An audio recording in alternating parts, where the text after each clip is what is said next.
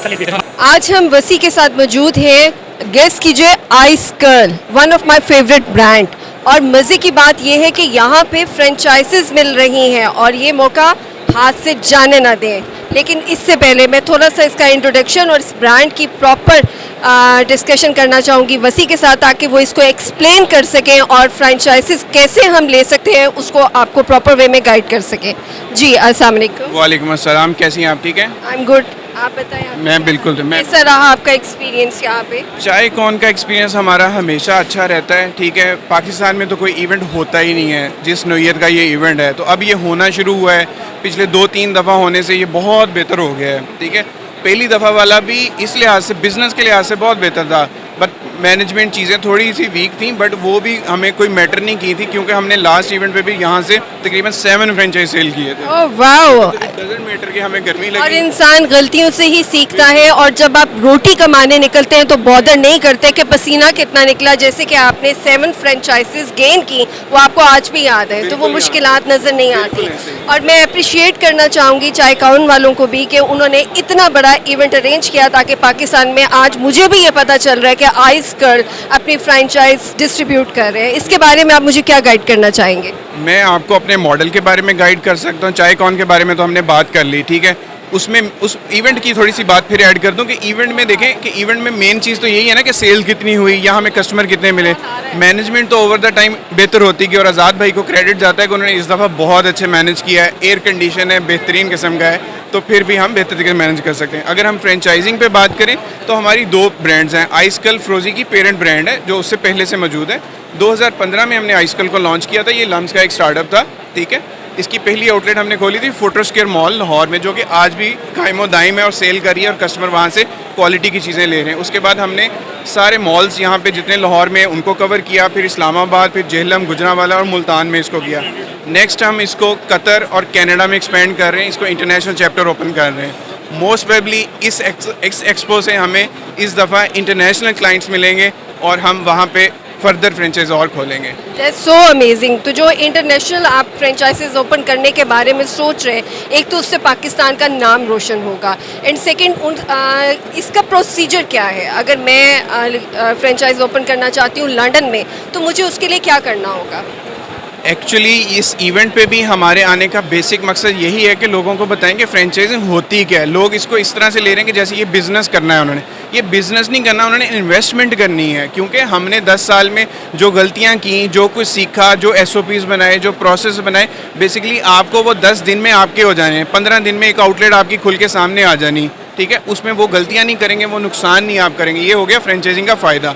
बाकी मैं आपको फ्रेंचाइजिंग का ओवरऑल मॉडल बताता हूँ, ना सिर्फ हमारा बल्कि बाकी ब्रांड्स का भी उसी तरह से होता है। तो वो एक कस्टमर को अंडरस्टैंड होना चाहिए। एक फ्रेंचाइजिंग फ़ी होती है, ठीक है, जो कि हमारी 2 मिलियन है, और इस इवेंट पे आज़ाद चाय वाला के इस इवेंट पे हम उस पर 25% का 5 लाख रुपए का डिस्काउंट दे रहे हैं, तो 15 लाख में फ्रेंचाइज दे रहे हैं। ये होगी फ़ीस। इसके बाद आपकी फिट आउट कॉस्ट और आउटलेट को बनाने की कॉस्ट आती है। यहाँ मैं आसान कर दूँ कि टोटल इन्वेस्टमेंट ब्रैकेट आप एक स्मॉल साइज़ आउटलेट 5 मिलियन यानी कि 50 लाख में खोल सकते हैं, और अगर किसी प्रीमियम एरिया जैसे लेक सिटी है लाहौर में, DHA राया है, डिफेंस के एरियाज़ हैं, उनमें आप खोलते हैं तो आपकी कॉस्ट ज़्यादा आएगी, वो 1 करोड़ और 1 करोड़ से प्लस पे भी जा सकती है। और एक और इंटरेस्टिंग सवाल कस्टमर्स का होता है कि मुझे रिटर्न ऑन इन्वेस्टमेंट कब मिलेगा? आपका अप्रॉक्सीमेटली 2 साल में आपको रिटर्न ऑन इन्वेस्टमेंट मिल जाता है। अच्छा, हर फ्रेंचाइज की अपनी एक डिज़ाइन करदा इंटीरियर होता है। जैसे कि आपने कहा कि आप हमें नाम दे रहे हैं, जो कि इस वक्त आप हमें डिस्काउंट में दे रहे हैं 1.5 में, लेकिन क्या हम जब उसको डिज़ाइन करेंगे तो तब भी आपके इंटीरियर डिज़ाइनर को हमें लेना पड़ेगा, उसके साथ कोलैबोरेट करना पड़ेगा, या हम उसे अपने ओन्स पे भी डिज़ाइन कर सकते हैं? SOPs आपकी हो जाए लेकिन डिज़ाइनर हमारा हो जाए, तो क्या ऐसी फैसिलिटी भी है?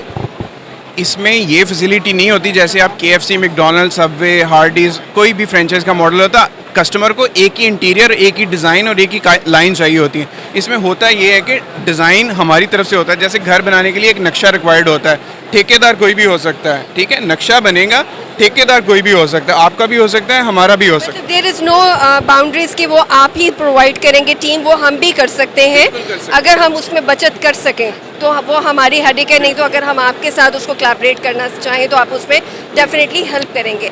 रेसिपीज़ आपकी होंगी और नाम आपका होगा, ब्रांडिंग भी आपकी होगी, या फिर वो ब्रांड को लेकर के उसकी ब्रांडिंग भी हम खुद करेंगे?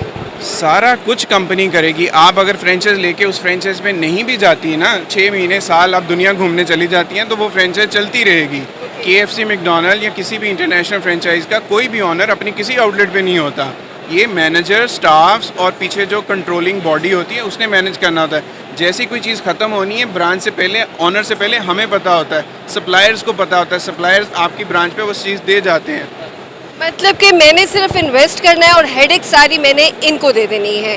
तो ये बहुत ही बेहतरीन मौका है और इस मौके का हमें भरपूर फ़ायदा उठाना चाहिए। एक लास्ट क्वेश्चन, क्या लोकेशन को सिलेक्ट करने में भी आप हमारे साथ होंगे?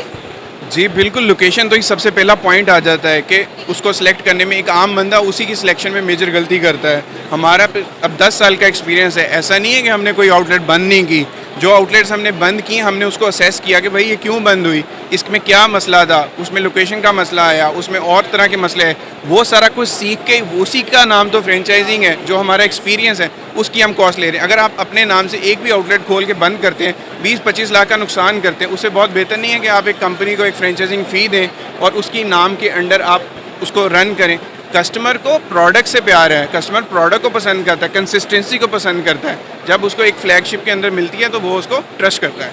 अच्छा, अब जैसे कि मेरा एक प्लान है, मैं चाहती हूँ कि मैं एक रेस्टोरेंट बनाऊँ, जैसे कि विलेज और साल्ट एंड पेपर है, और वहाँ पे मैं आइस कर्ल को एक साइड पे इंट्रोड्यूस कर दूँ। क्या इस तरह की भी हम आपके साथ कोलैबोरेशन कर सकते हैं, या फिर जस्ट उसके लिए हमें एक, जैसे आपका एक पैटर्न चलता आ रहा है, हमें उसी को लेके चलना है? देखें, फ्रेंचाइजिंग में ट्रेडिशनल और नॉन ट्रेडिशनल 2 टर्म्स यूज़ की जाती हैं। ट्रेडिशनल होते हैं आपके बड़े बड़े स्टोर्स, नॉन ट्रेडिशनल होते हैं आपके स्मॉल कियोस्क, जो कि आप मॉल में लगा सकते हैं, अपने रेस्टोरेंट के अंदर लगा सकते हैं। उस पर ब्रांडिंग और चीज़ें वो होंगी, उसकी गाइडलाइंस भी अवेलेबल, आप हमारे नंबर्स पे रब्ता कर सकते हैं। मतलब कियोस्क भी अवेलेबल हैं आपके पास? कियोस्क, अगर वो आपके क्राइटेरिया पे पूरे उतरते हैं तो कियोस्क भी है। जैसे कि अब डॉल्मन मॉल में ऑब्वियसली हम लोग कियोस्क की तरफ ही जाएंगे, ना कि ये कि हम वहाँ पे एक पूरा एक सेटअप लॉन्च कर दें और एक रेस्टोरेंट की शेप दे दें। अच्छा, सिर्फ आइसक्रीम ही आपकी स्पेशलिटी है या फिर इसमें कुछ और भी है? हमारी, जैसे कि अभी मेंशन किया कि 2 ब्रांड्स हैं, एक आइसकल, एक फ्रोजी। आइसकल 2015 में लॉन्च हुई, फ्रोजी 2017 में लॉन्च हुई। फिरोजी क्या है? मैंने उसको इतना नहीं सुना। आइसकर्ल तो मेरा, वो कहते हैं ना, मेरी बचपन की मोहब्बत है। तो फिरोजी के बारे में क्या ख्याल है? फ्रोजी एक ऐसी प्रोडक्ट है कि जो रियल फ्रूट से बनती है, रियल इंग्रेडिएंट से बनती है। अमेरिकन गवर्नमेंट पॉप्सिकल्स इनको कहते हैं। ठीक है, ठीक है। इनकी खासियत ये होती है कि इनमें कोई कलर, कोई आर्टिफिशियल चीज़ नहीं डाली जाती, रियल फ्रूट से बनाए जाते हैं। और इनकी ये भी एक खासियत है हमारी कंपनी की कि आप पूरे पाकिस्तान में हमसे ऑर्डर करें, हम आपको डिलीवर करेंगे, चाहे सवात से, चाहे नारान से, कागान से, आज़ाद कश्मीर से, बहावलपुर, गुजरांवाला, एनी सिटी, हम लाहौर से आपको डिलीवर करेंगे और वो मेल्ट भी नहीं होंगे।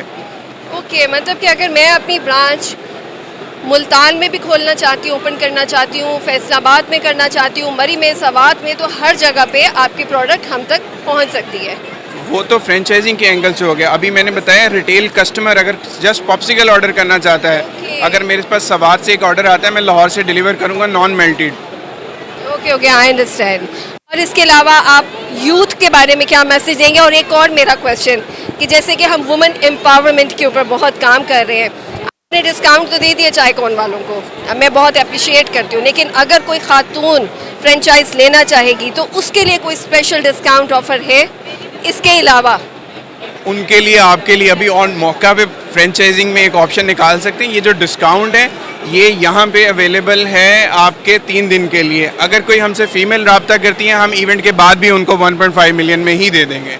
ठीक है, ये स्पेशल डिस्काउंट है। 1 मिलियन होना चाहिए था, लेकिन चले खैर, आई रियली अप्रिशिएट यू। मैं आपको इस पर एक छोटी सी बात बताऊँ, इसको 1 मिलियन इसलिए नहीं होना चाहिए था कि ये आपकी एक कैपेसिटी डिफाइन करता है कि आप कितना उसको हैंडल कर सकते हैं। फूड का बिज़नेस एक ऐसा बिज़नेस होता है जिसमें अगर आप पैसे बचाने की कोशिश करें तो जो लगाए होते हैं वो भी डूब जाते हैं। उसको एक राइट इन्वेस्टमेंट चाहिए होती है, वो पूरी करना ज़रूरी होता है। अगर आपके पास 5 लाख भी शॉर्ट हैं तो आप इन्वेस्ट ना करें। अगर आपके पास 1 करोड़ पड़ा है तो आप 50 लाख इन्वेस्ट करें। अगर आपके पास 2 करोड़ पड़ा है तो 1 करोड़ इन्वेस्ट करें। बैकअप हमेशा चाहिए होता है। अगर आप बैकअप के बगैर कोई भी बिजनेस स्टार्ट करते हैं तो वो बिजनेस स्टार्ट तो कर लेते हैं, लेकिन उसको कंटिन्यू करना बहुत मुश्किल हो जाता है। उसमें मेहनत भी ज़ाया जाती है और आपका कैपिटल भी ज़ाया जाता है। Thank you sir, thank you.